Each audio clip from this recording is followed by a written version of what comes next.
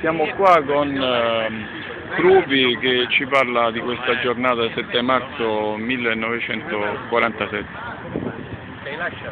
La giornata del 7 marzo fu caratterizzata da una grande manifestazione popolare di popolo che appunto rivendicava pane, giustizia, libertà. Era una dimostrazione assolutamente pacifica, ma giunta dinanzi alla prefettura furono accolti a un certo momento dal fuoco delle forze dell'ordine cosiddette che erano sul tetto e davanti al palazzo del governo.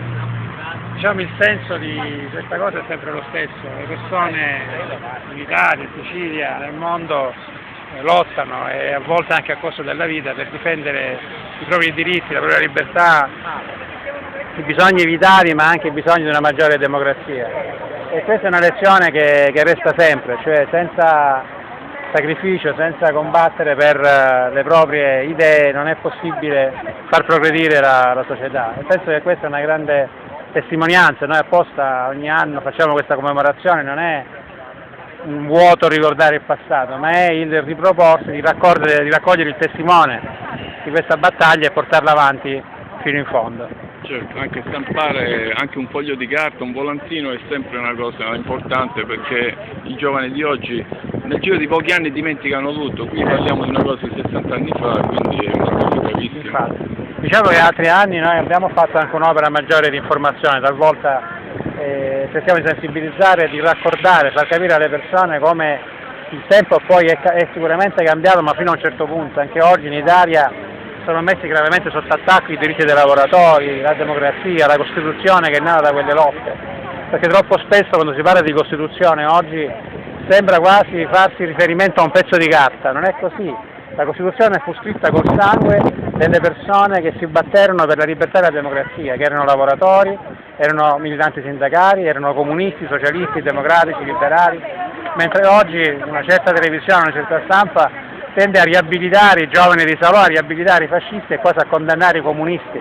Oggi ci si vergogna a dire di essere comunisti, che invece hanno scritto una grandissima pagina della nostra storia, ed è grazie anche al movimento comunista, al movimento operaio, al movimento sindacale, se oggi in Italia c'è la democrazia, c'è la libertà. A proposito di questo argomento, molti dicono che qua in Sicilia non c'è associazionismo, dicono che i siciliani sono sempre ognuno per i fatti suoi, hanno una gestione anarchica di ogni loro attività, ma se invece facciamo un salto indietro di 100 anni nel periodo pre-terremoto, ci accorgiamo che in Sicilia c'erano 108 cooperative di produzione e lavoro solo nel settore edilizia. Tutte queste cooperative vennero smontate dalla dittatura, quindi quello che abbiamo oggi, cioè la classe operaia di oggi, è quella che è sopravvissuta dalla dittatura, dai bombardamenti, da questa Repubblica, è qua di fronte a noi. Cioè non è che non abbiamo una storia, abbiamo una storia grandiosa in quest'isola.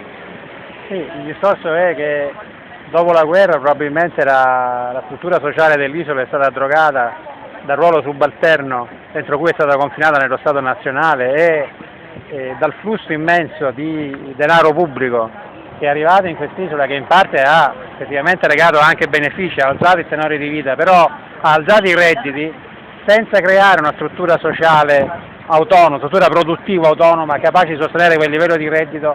Quindi a quel livello di reddito non ha fatto da contraltare una coscienza, una struttura sociale fatta da operai, da lavoratori, da persone che maturassero nelle lotte anche quella coscienza sociale che spesso fa l'identità di un popolo, ma è diventata in grande misura una struttura sociale fatta da lavoro impiegatizio, da precariato, da disoccupazione e da piccole sacche di lavoro operaio, ma anche quelle il più delle volte dipendenti da investimenti fatti da imprese del nord, grandi investimenti che hanno magari devastato l'ambiente e spesso hanno contribuito a distruggere il tessuto economico preesistente di piccole aziende. Quindi questo, oggi che poi col tempo, con la crisi, quel tipo di industria è stato in gran parte smantellato, oggi che non è più possibile puntare su quei trasferimenti di reddito, c'è rimasta una sorta di povertà, ma a cui fa diciamo, in un contesto di disgregazione sociale, e quindi è difficile anche trovare spesso la forza per associarsi, per ribellarsi, per maturare una coscienza dei propri diritti. Questo è un forse po'... questo è cominciato qui a Messina proprio con il terremoto, quando decine, centinaia di ditte del nord vennero qui a ricostruire la città, diventa un grande cantiere, un'industria edilizia, e su questo influì anche la dittatura, che trasformò tutti questi operai quasi in schiavi perché le paghe erano bassissime,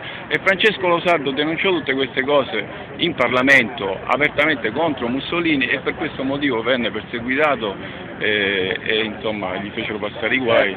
Certo. Quindi questa mancanza di diritti nasce proprio a seguito della ricostruzione, di questa invasione, di questo trattamento sì, vorrei dire anche che rispetto al terremoto, prima ancora della dittatura, cioè dire che il terremoto mutò profondamente la struttura della società, perché si costituirono le grandi rendite, la curia e alcuni notabili riuscirono ad accumulare grandissime ricchezze basate sul patrimonio edilizio della città, che era basato sul fatto e da allora la città che rivendicava esatto. La proprietà dei suoli del territorio del post terremoto, automaticamente era rivendicata da qualcuno e se ne appropriava, esatto. con una specie di silenzio assenso. Esatto. Con questo meccanismo si sono appossessati i grandi territori nel centro storico della città. Questo sistema nel dopoguerra si replicò, diciamo così, dopo le distruzioni del dopoguerra. Dopo i bombardamenti. Esatto, e quando poi arrivarono i flussi dell'intervento, il bombardamento a Messina fu una tappeto. Appello in capacità non crollava che era in cemento armato dopo il terremoto e quindi agli aerei alleati sembravano sempre in piedi.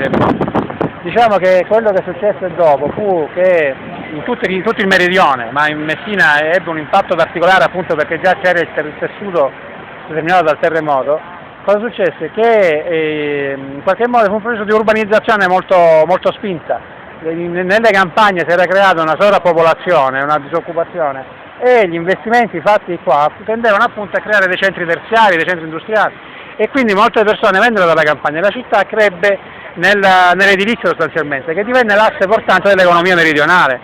Però in altre regioni questa crescita dell'edilizia fu in qualche modo bilanciata anche un'attività delle campagne, da un tessuto industriale, mentre in Sicilia e a Messina in particolare, anche rispetto alla Sicilia, questo non avvenne. Quindi crebbe una città fortemente parassitaria in un certo senso, che viveva quasi esclusivamente di trasferimento di denaro da Roma. E quindi da là poi crebbe una clientela politica attraverso l'uso di questo terziario che creò i propri capisaldi, si alleò con la borghesia professionale, diciamo così, locale, cioè avvocati, medici, queste cose qua, che andava sorgendo in